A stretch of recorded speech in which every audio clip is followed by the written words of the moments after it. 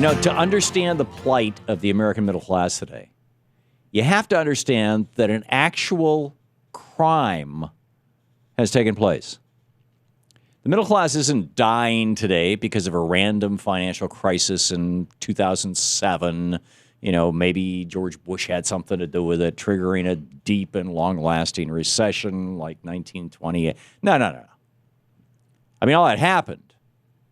But the middle class is dying today because of a decades-long, 3 decades at least, arguably criminal effort to rig the American economy in favor of the corporate elite and the very wealthy and transfer massive amounts of money from the vast majority of Americans up to the top 1%.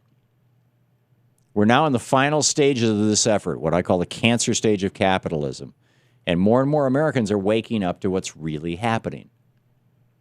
Progressive Senate candidate in Massachusetts, Elizabeth Warren, spoke directly to this issue in her DNC speech. Here she is. People feel like the system is rigged against them. And here's the painful part. They're right. The system is rigged. Look around.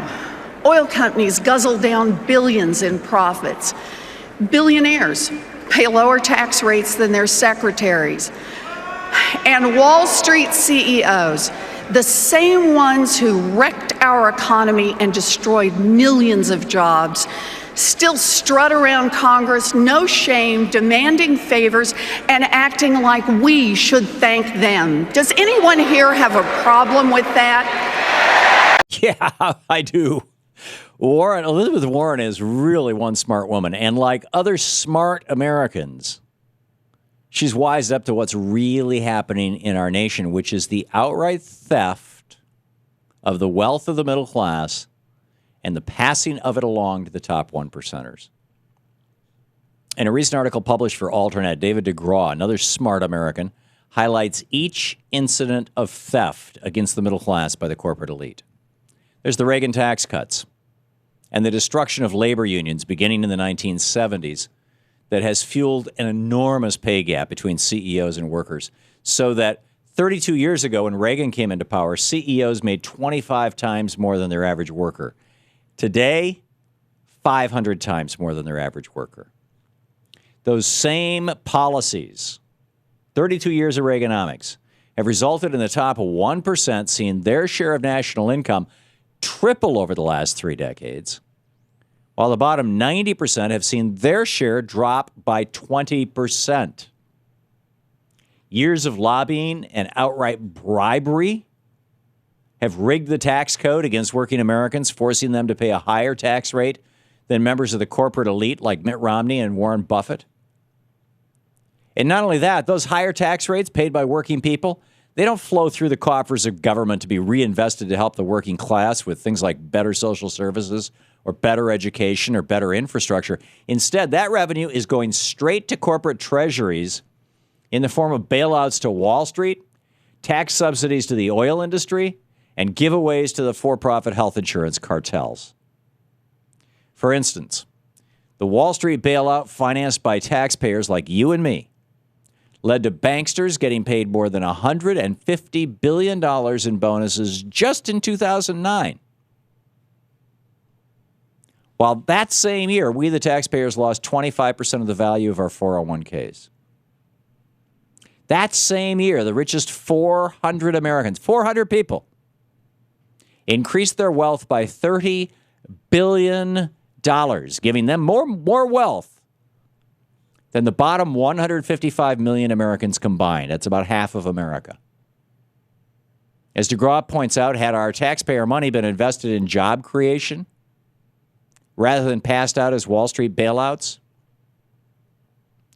5 million Americans could have been put back to work earning $30,000 a year each. Our unemployment rate would be like 5% right now, 4%. But that didn't happen. Instead, more than $14 trillion was quietly passed out to Wall Street and corporate America. Trillions more went to our for-profit military-industrial complex so they could profit from our never-ending war on terror. And not a single penny was reinvested in better education, better health care, better infrastructure, or job creation for working Americans. And working Americans really needed all that wealth that's been taken from them. Because before Bush, Americans spent 7% of their income on food and energy. Today, it's 20%. Working Americans pay 8% of their income on health care, more than any other nation in the developed world, and yet we get the worst results. Meanwhile, the cost of housing for the middle class has gone up 34%. So when all of these necessities are added together, Americans have to use their credit cards to make ends meet and are forced to go deeper and deeper into debt since our wallets have been picked by the corporate elite. As Elizabeth Warren said, the game is rigged. And if it wasn't rigged, if wages for working people had continued to rise along with productivity, like happened during the Truman administration, the Eisenhower administration, Kennedy, Johnson, Nixon, Ford, Carter presidencies, all of them, every single one of those. As productivity went up, wages went up. And then came Reagan, and productivity continued to go up, wages flattened out. If the rich still paid their fair share in taxes and the Reagan tax cuts had never happened, and if wealth distribution in America stayed on track with where it was in the Carter 70s, then today, now listen carefully to this. This is astounding. Then today, the middle class would be thriving. DeGraw argues, had the corporate elite not stolen so much money from us over the last 32 years, right now, the average middle class income would be about $100,000. We'd be able to afford free health care for every American. Every American family would be able to afford a 4-bedroom house. We would be able to afford free college for all of our kids and 21st century roads, bridges, public transportation, and internet infrastructure. We could also afford a 5% income tax rate moving forward for 99% of all Americans. The potential for all of these things I just mentioned was stolen by the corporate elite with the help of Republicans Ronald Reagan, both George Bushes, and their cronies in Congress. And smart people are waking up to this reality and saying enough is enough, which explains why Rick Santorum, what he was talking about last week when he said this about support for the Republican Party. We will never have the media on our side, ever, in this country. We will never have the elite, smart people on our side. We're going to be on your side, Rick. The smart people will never be on your side. They will not vote for you because smart people will not endorse the sort of middle-class destroying policies that useful idiots like you are pushing. The smart people, the Americans who know about this theft, are standing up and speaking out against it. The smart people know how to reverse the damage that's been done. They know that we have to roll back the Reagan tax cuts. We have to strengthen protections for labor unions. Taxpayer money has to be reinvested in the community and not given to transnational corporations to build factories in Vietnam and pay their CEOs billions. We got to figure it out. Ricky, we know what's going on. This is the Thom Hartmann Program.